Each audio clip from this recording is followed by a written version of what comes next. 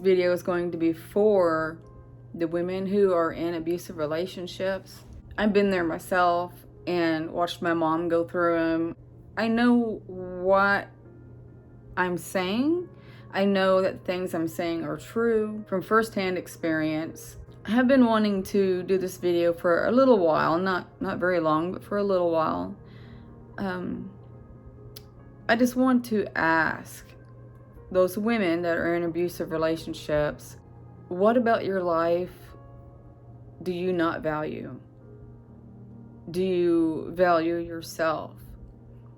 And if you do, why do you stay in a relationship that knocks you down repeatedly, mentally and physically, verbally, you name it? I hope that you know deep down that you do know you're worth better than that. You deserve better than that. I do know from firsthand experience and secondhand experience that some situations are hard to get out of, but you can get out of them. There is a way where you can legally change your name. I know because I've done it real recently, not in abusive relationship.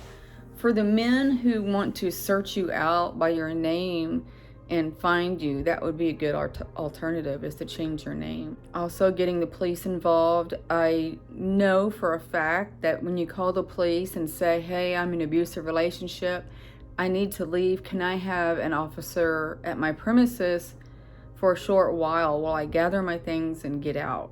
And he can escort you out. But here's the thing, you can't go back. That is just starting all over again. Restarting the same things over and over. I watched my mom do it. She did it many times to a man that abused both of us and sexually abused me. And also another man that mentally and verbally abused me. And I don't know what he did to her. I never seen anything wrong that he did to her. But going back to the same situation does not solve anything. Yes, I do know that sometimes you feel I could change him, or maybe he learned his lesson. I left him, maybe he'll straighten up. That doesn't work. It really does not work. They don't change. I have not known one man to change in my entire life of abuse. Yes, they say they're sorry, and yes, they say they're going to change, but they really don't. If they do, it's very temporary. If you get out, you have to be in the right place in your mind and soul to leave and stay gone. Envision yourself being happy, not being in that situation, because you will be. You just have to get over that hurtfulness that you've been through and progress and get over the trauma and get over thinking that he will change. Stay away. I promise you that the day or two after you leave him, or even her, I will say her too, because it goes both ways. So I should have said that in the beginning of the video. It does go both ways. The first day or two after you leave them, you might feel happy. But then you'll start realizing that you're alone. And then you start feeling sad. And then you'll start thinking back to the beginning of a relationship when things were good. And that's a part of the abuse. They reel you in, and once they know they've captured you, then the true self comes out. But you want to be back in that same situation at the beginning of the relationship. But it's not who they are. It was just a trap.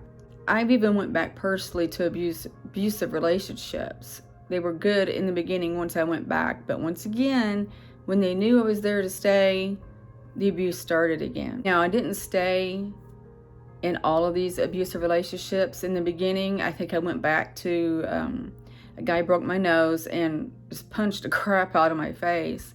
But I didn't leave. I stayed with him because he said he was sorry. And being with my mom, I guess that went over to me, staying or going back or whatever. And then we became abusive again. It was either the second or third time I left and stayed away.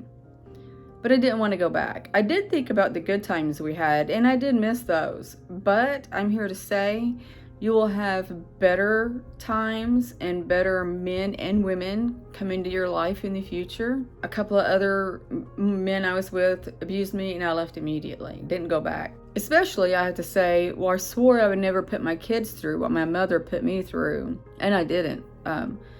My first daughter's biological father, the sperm donor, he almost made me miscarry. And at that point, I knew he wouldn't let me leave. And I knew if I kept persisting leaving, it wouldn't be pretty. So I pretended to be okay with the situation and that I was going to stay. And in my head, throughout that night, I knew that when he took me home, I think I was 20 at the time. I think I was with him 2 years.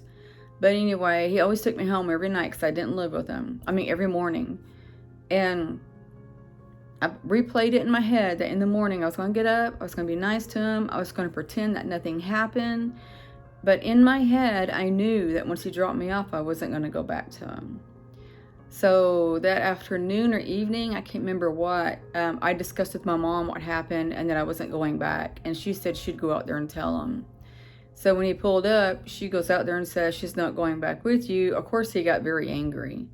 And I think the police were called. I can't remember. And he kept trying. He really kept trying to come back, and I just would not go back because I wasn't going to put my child through that. So know that if you're in this situation, there is a way to get out, but you can't let them know that you are leaving because things will just get bad. I also hear, that sometimes it's not a good situation to let them know in any way that you're leaving. It ends up badly. I mean, there's so many ways to get out, but you have to be secretive about it. Sometimes you have to leave 80% of your things behind. And sometimes you can't let your neighbors know what you're doing because those neighbors will tell your spouse or partner, whoever. So yeah, there's always ways, and it's going to be hard, but you go through that adjustment period. You go through the sadness and you mourn the loss of that breakup. You can relive all the good times that you want and do it if that helps you. But always come to the ending in your head. Always know that there were bad times in that relationship. And if they cared enough about you, it never would have ended that way. Unless you instigated it. And that's a whole different story. But this is if you're doing nothing wrong. But yeah, I mean, you have to go through that mourning phase just like a death. And then I promise you that you will adjust to being alone. And then you have to do self-care from the beginning, the time you leave to the time you heal and after. Always do that self-care. Always tell yourself, write notes, put post-it notes everywhere in your house. The places that you spend most of your time in, where you do dishes, where you put makeup on, put post-it notes. I am worth more. I am better than that. All kinds of positive things that you can think of. Put out there just so you can remember, because you are worth better. You do deserve more and better. There are men and women out there who will not treat you badly and who will love you unconditionally and not inflict any sort of pain on you whatsoever. I wish that I was in a standing right now financially to say, hey, if you need me, contact me. I will come and help you get out. I really wish that I could do that. Maybe sometime in the near future. That's who I am. I guess I'm a rescuer to a point. I'm a healer and rescuer, and I don't believe that anybody should be abused. And so I just kind of wanted to say all that to you. Know, truly know that you are so much more than going through that, and that you deserve better, because you do. Don't ever put yourself down. Don't ever let your self-worth go down, because it's hard to get back up. I know, trust me, it's very hard to raise yourself back up and think positive. It takes a long time, but you can't give up. If you have one bad day, go through that bad day. Cry, think negative if you want. Sit there and say that you're not worth anything if that's the way you feel, but know deep down inside, the next day you will start over again. And as long as you don't give up, you will be headed in the right direction.